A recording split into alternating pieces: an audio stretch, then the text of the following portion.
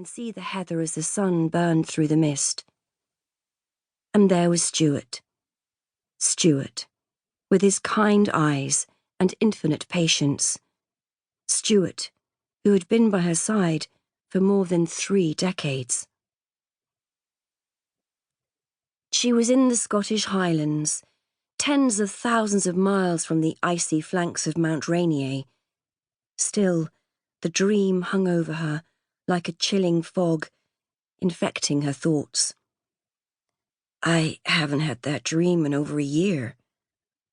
Her forehead was damp with sweat, and her nightdress clung to her. She took the glass of water that Stuart offered.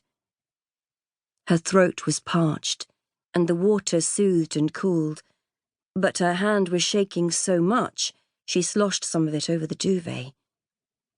How can a person still have nightmares after 25 years?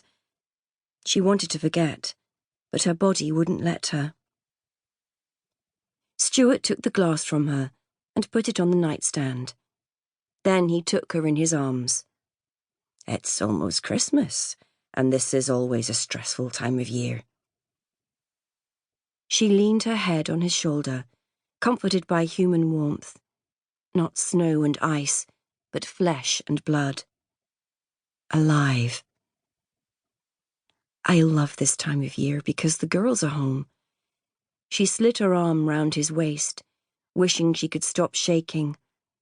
Last year I didn't have the dream once. It was probably that call from Hannah that triggered it. It was a good phone call. She's coming home for the holidays. That's the best news. Not something to trigger a nightmare, but enough to trigger thoughts and memories. She suspected poor Hannah would be having her own thoughts and memories. Stuart was right that this time of year was never easy. It's been a couple of years since Hannah, Beth, and Posy were here together. And I'm excited. Anticipation lifted her mood. It will be all the more special because Hannah couldn't make it last year. Which increases the expectation. Stuart sounded tired. Don't put pressure on her, Suzanne. It's tough on her, and you end up hurt. I won't be hurt. They both knew it was a lie. Every time Hannah distanced herself from her family, it hurt. I want her to be happy, that's all. The only person who can make Hannah happy is Hannah. That doesn't stop me wanting to help. I'm her mother. She caught his eye. I am her mother. I know, and if you want my opinion, she's damn lucky to have you. Lucky? There had been nothing lucky about the girl's early life. At the beginning, Suzanne had been terrified that Hannah's life would be ruined by the events of her childhood, but then she'd realised she had a responsibility not to let that happen. She'd done everything she could to compensate and influence the future. She wanted nothing but good for her daughters, and the burden of it was huge. It weighed her down, and there were days when it almost crushed her. And she'd made him carry the burden too. Survivor's guilt. I worry I haven't done enough, or that I haven't done it right. I'm sure every parent thinks that from time to time.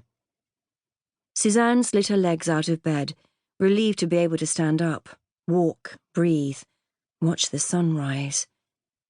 She rolled her shoulders and discovered they ached. She'd turned 58 the summer before, and right now she felt every one of those years.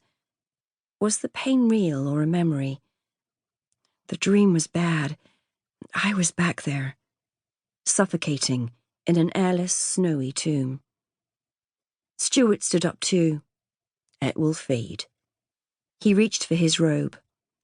I'm not going to ask you if you want to talk about it, because you never do. And this time was no different. She couldn't stop the nightmares, but she could prevent the darkness from creeping into her waking hours. It was her way of taking back control. You should go back to sleep. We both know there's no...